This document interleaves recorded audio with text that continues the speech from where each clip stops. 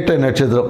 பொதுவாக என்னென்னாக்கா இந்த கேட்டை நட்சத்திரம் பார்த்தீங்கன்னு வச்சுக்கிங்களேன், சந்திரனோட கர்ம பதிவு கொண்ட நட்சத்திரம். அது எல்லாமே ஒரு ரகசிய செயல்பாடு. இவங்களை அவ்வளோ சீக்கிரத்தில் யாரும் புரிஞ்சிக்கவே முடியாது. ரகசிய நண்பர்கள், ரகசிய விஷயங்கள், அவ்வளோ ரகசியங்களை அப்படியே உள்ளடக்கிய ஒரு நட்சத்திரம் பார்த்திங்கன்னா இந்த கேட்டை நட்சத்திரம் சொல்ல. சும்மா போகிறவங்க கூட என்கிட்ட ஒரு சீக்ரெட் இருக்குது வந்து கேட்டு போ அப்படின்னு சொல்லிட்டு போகக்கூடிய ஒரு நட்சத்திரம் தான். ஸோ அது மாதிரி மற்றவங்களுடைய ரகசியங்களை தெரிந்து வைத்திருக்கக்கூடிய கேட்ட நட்சத்திரக்காரங்களுக்கு இவங்களுக்கு அதுவே பிரச்சனையாக இருக்கும். ஏன்னா இவங்க ஒருத்தவங்களை நம்புவாங்க, யாரை நம்புகிறாங்களோ அவங்களே பிரச்சனையாக இருப்பாங்க. குறிப்பாக கேட்ட நட்சத்திரக்காரங்களுக்கு பார்த்திங்கன்னா இந்த தாய்மாமன் உறவில் ஒரு பிரச்சனை இருக்கும். மாமன் சொன்னாவே பிரச்சனை இவங்களுக்குலாம்.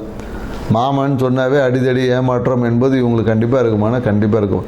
ஸோ அதனால் இவங்க அந்த மாமன் உறவை கொஞ்சம் தள்ளி வச்சே பார்க்கறது சிறப்பு. குறிப்பாக இவங்க யாரையும் மாமன் கூப்பிடாமல் இருக்கிறது இவங்களுக்கு ஒரு பரிகாரமானா கண்டிப்பாக பரிகாரம்னு சொல்லலாம்.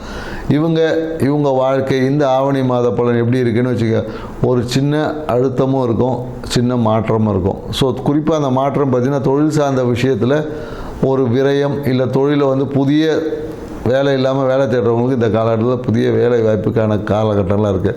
இல்லை வேலை செஞ்சவங்க பார்த்திங்கன்னா வேலை மாற்றம் அந்த மாதிரி ஏற்படுவதற்கான சாத்தியக்கூறுகள்லாம் இருக்குது. ஸோ இந்த காலகட்டத்தை நீங்கள் சிறப்பாக வச்சுக்கிறேன்னா குரு வழிபாடு தான் உங்களுக்கு ஏற்றம் தரும்.